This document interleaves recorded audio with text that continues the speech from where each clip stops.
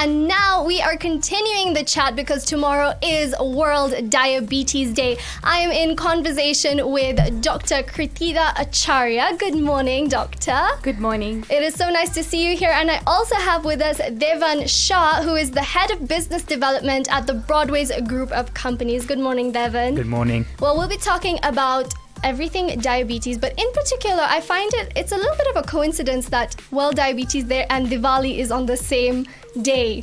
I don't think that was planned, was it, doctor? No, Radhika. It's a little bit funny though, since we tend to overeat with the sugary foods during Diwali. So Devan, I want to ask you, how can we be responsible with our sugar intake, whether we are diabetic or not, especially during the festive period? Look, I think the biggest thing is just balance. It's trying to be very balanced with your diet. And for us, it's more about the added sugars. So it's sort of sugar that you add within tea and coffee. So I think the biggest thing is if we can avoid that or try and cut it down. So like I used to have 2 teaspoons of sugar in my tea and coffee up until 4 years ago. And then I sort of reduced it gradually. So if you tell somebody stop it totally, they'll never do it. Whereas if you say, why don't you go from 2 to 1.5 to 1 to half? And I've had nothing in my tea and coffee for the last 3 years. And I think it's honestly, you actually taste the tea and the coffee better. Yeah. And you'll never go back to it. So I think that's the key message from us, is that gradual reduction of added sugars is sort of the way to go. And Diwali is a one-day event. So I think for those few days you are allowed to indulge. But the key is that don't sort of carry on with that. Go back to your routine. Yeah. And try and reduce the added sugars as much as possible. You know what? That's going to be me. I can't have my tea without sugar. So today I'm going to do 1 less spoon. Yeah, and that's be the plan. a little bit better. Well, Dr. Kirtida, can you briefly tell us about the types of diabetes? I always get confused between type 1, type 2, but just in simple language because, radio presenter. Sure. And before I go into that, Yeah. you can make your tea and coffee taste better by adding in ginger, cinnamon. You can add in other flavors, and that way you won't miss the sugar as much. Oh, so it's a healthy replacement. It's a healthy replacement, and that way you don't feel cheated. Ooh. Yeah. And for Diwali sweets, I actually make mine at home. So I make them with dates, coconut, and I put them out on trays for my patients as well. So there is always, instead of don't, you can use words like, why don't you try this instead? So it's a replacement instead of restriction. Healthy replacements and nicer replacements. There's always another option. I love that. A road less traveled, which is a nicer journey. Oh, I love that. Yeah. Well, what about these 2 types? What's the difference? There's actually more than 2 types. Oh, In okay. fact, recently there was a newer classification which also kind of catches the doctors by surprise. So I won't go into that because it's a bit too detailed. Okay. But for the lay people out there is essentially 4 types of diabetes, if I was to simplify it. So everybody knows type 1, type 2, because nowadays we don't use insulin dependent, non-insulin dependent, because that's confusing, or juvenile or adult onset, because we see older people getting the insulin dependent or the juvenile type. So type 1 is the one that Kathy has, which is which usually happens to younger children, and the pancreas stops totally. So it's kind of autoimmune, and the pancreas their antibodies, and the pancreas doesn't work. So people do need insulin to treat it, and there are also subtypes in the type 1. Yeah. But it's very important to diagnose it and start insulin as soon as possible. So very early on. Earlier, usually we see younger patients, peak age is 6 to 12 years, and it's sometimes the mothers need to be very vigilant if a baby is crying or the nappy is wet. It can happen as young as 6 months as well. So you can have like diabetes in toddlers as well. Oh, so that's why they can't speak and say, I have diabetes, or I'm thirsty, or I need to go to the loo. So that it happens at a younger age. Okay. So nobody is born with diabetes, but it can happen much younger on. Like I said, the peak age is around 6 years, 8 years, 12 years, but it can happen in toddlers as well. Okay. So that's why very high index of suspicion is needed in terms of, vigilance, usually by mothers, if the nappy is getting wet or nappy rash, or the baby is always hungry or losing weight.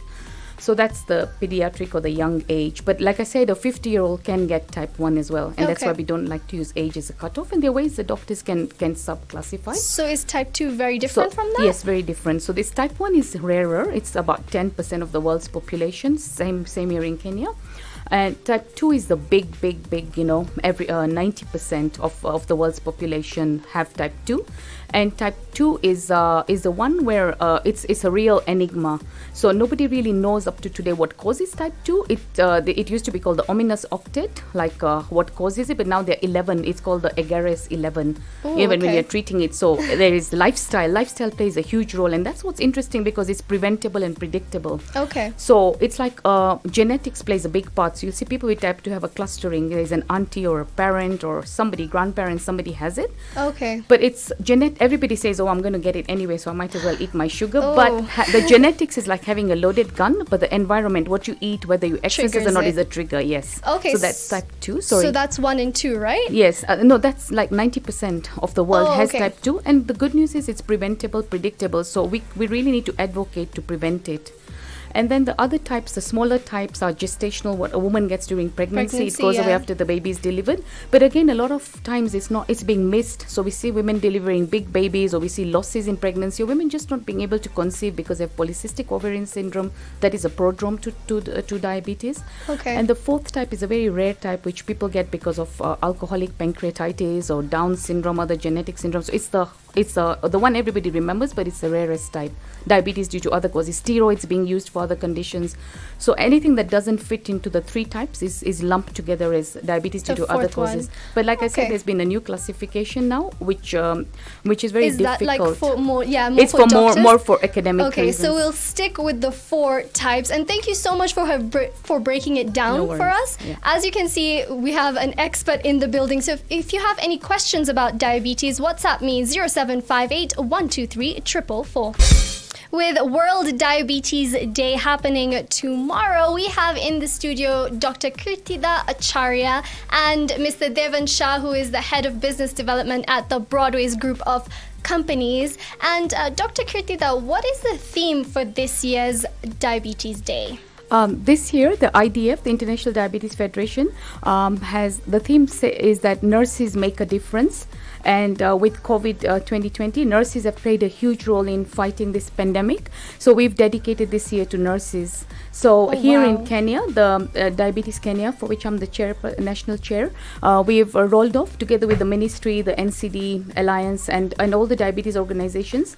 So we have tomorrow we're going to have a full day seminar with the Kenya Diabetes Study Group and all the Diabetes Kenya, DMI, the ministry. We've got a full day of dedicating to nurses. So we're going to have a workshop tomorrow. Then the rest of the month, Diabetes Kenya has rolled out programs. So we are going to be reaching out to nurses, helping them to debrief because some of them are exhausted and burnt out. So besides training programs for them, we're also going to have them as nurse diabetes educators talking to patients. We're going to have psychiatrists, counselors helping them so that the nurses who've been looking after the patients are going to talk about their experiences. And also we're going to help them to empower them, and also we're having 2 tiers.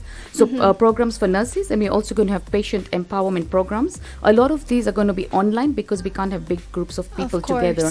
So we have Zoom meetings and online webinars going on throughout the month. So it's not just one day. World Diabetes Day should not be one day. The programs are kicking off in November, but they're going to continue for a whole year. Of course, because it's not a one-day It's not a one-off. Nothing. Everything needs to be sustained in life. If you start a nutrition program, you start an exercise program, you start meditation, yoga, anything, it needs to be sustained. And you need to be thinking about all these things the long-term consequences. The whole year. Yes. So there's a lot going on for Diabetes Day. I know Broadways is doing some CSR as well. Can you talk us through that a little bit?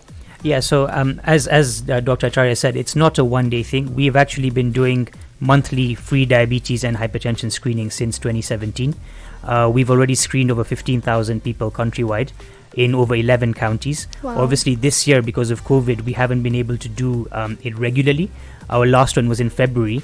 But tomorrow we've partnered with the county government of Kiambu to hold diabetes screening in Thika. So we're doing it in 3 locations in Thika: the Thika Level 5 Hospital, the Kiandutu Dispensary, and there's a clinic in Makongeni as well. So the idea is that people will come, they'll get their BMI measured as well, and they'll get free screening for diabetes and hypertension. And then after that, if they need medication, they'll be referred to the 3 facilities, or if they need follow-up treatments as well. And what we found from the 15,000 people that we've screened so far, the prevalence of diabetes has been 10%. And out of that 10%, about 7% are new cases. So people that didn't even know they had diabetes. Okay. And the prevalence of hypertension is 15%. So That's what we've been doing, and so tomorrow, whoever is in Kiambu area, and if they would like to take part, they're more than welcome to come to any of the facilities from 9 to 5 and get themselves tested. So you mentioned that you've been doing this for a long time. What has the impact been in society? Because what I love about it is you're not just testing, you're testing then giving them the steps they can take. But what has been the impact on the ground? Well, actually, we have noticed a lot more awareness. I think the biggest thing that we lacked was awareness, and that is one of the reasons why we went into this campaign, to raise awareness on diabetes, on the dangers of consuming too much sugar. The other thing that we did with Dr. Acharya is we created this little booklet that we're giving to everybody that is screened. And this just has information on diabetes, on how to manage diabetes, and we're also now looking to get this translated into Swahili, of course, and roll that out more regularly. We also won an award in 2018. It's the an APA award for sustainable marketing. We got a bronze category on that, particularly for this campaign. So we are being recognized, but the main thing is just to create awareness and to make sure every Kenyan knows the dangers of consuming too much sugar, and also all the implications of diabetes. Well, you know what? I'm so happy that Diabetes Day hasn't been overshadowed by COVID. You're still doing things responsibly and in a safe manner. But on the topic of COVID, Doctor, why is there something people with diabetes should be more concerned about, or how can we manage diabetes with COVID-19? What's the situation? In fact, since March, since COVID hit Kenya, really, there's been a lot of anxiety from the part of patients, and many patients, a lot of clinics closed down. The diabetes clinics closed down. People in lockdown were stuck. They could not go to their clinics because of the county lockdowns. A lot of anxiety from parents of children with diabetes, from elderly people who could not travel, people with gangrene and foot ulcers stayed home, people with heart attacks stayed home. So there were mixed messages. Okay. So my message out there is, if you're diabetic and you're seriously sick, call your healthcare practitioners, keep your strips, your medication supply. Now clinics are open, but we're actually in our second wave. So, people still need to be vigilant. They need to be careful. The usual messages of social distancing, wear your masks, elderly, try and restrict your movements. In fact, not just elderly, everybody out there. Yes, we're in Diwali, we're celebrating, but don't forget the basic messages. People with diabetes are not more likely to get COVID, but once they get COVID, whether you're type 1 diabetes, type 2 pregnant, anything, you are more likely to have complications, whether it's hospitalization, ICU care outcomes. So I'm not scaring people out there with diabetes, but if you have diabetes and you keep your sugar levels controlled, between 5 to 10, for example, just as a ground rule, then you won't be badly off. So control your sugars, hydrate yourself, keep your your hotlines with your doctor, your healthcare practitioner, your nurse, whoever is managing you. You shouldn't stop because of COVID. You shouldn't stop because of COVID. You should do all your activities, but do them safely. Please do not run out of medications. We had problems with patients running out of medication. Yeah.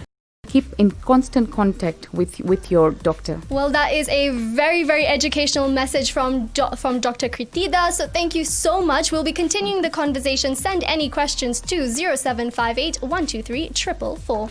Dr. Radhika makes sure that you get your burner boy fix every Friday, don't I? It is the cure for stress. But away from me, a fake doctor, to the real one, we have Dr. Kirtida. Did I say that right? You did say it right. It's a little bit difficult to say. Don't worry. Well, we're talking all about diabetes, and I wanted to ask you about the role of media in creating awareness for diabetes. Media plays a very important role, responsible media. So whatever print media, sound media, audio media, because people listen and they hear and they read. And it's very important to get the messages across, diagnosing diabetes, managing diabetes. So once somebody is diagnosed, it's very important. First of all, they have to be screened, and then effective management to prevent complications. Okay. So medication, tablets, insulin, whatever patients are on. Many patients need to also be on a cholesterol lowering medication, blood pressure medication. They need to monitor the sugars. They need to know that the sugars need to be, say, between 5 to 10. They don't need low sugars. Hypoglycemia is equally bad. And we need to prevent complications of diabetes. So nobody with diabetes deserves to have their kidneys failing, their heart failing, have gangrene, or get an amputation. Men do not need to have sexual, issues impotence, neither do women. No woman should be told that she can't have a baby or lose babies recurrently because of diabetes. So all of those things you've mentioned, or blindness. The blindness and the kidney failure, Strokes. all of that you can prevent through the management. Very much, just effective management. So partnership, and diabetes is not a one man or one woman show, it's a team. So the patient is at the center of the wheel, then the family, the employer, if it's a child, the school people, the nutritionist, the podiatrist, the foot care person, the doctor. Yeah. And it's a journey, and the journey has to be made pleasant. So you don't keep telling a patient don't, you don't make them feel guilty. Don't use the word diet, the first three letters are die. So use medical nutrition therapy. Okay. Give them options. If you tell them you can't have sugar, tell them what else can they have instead of sugar.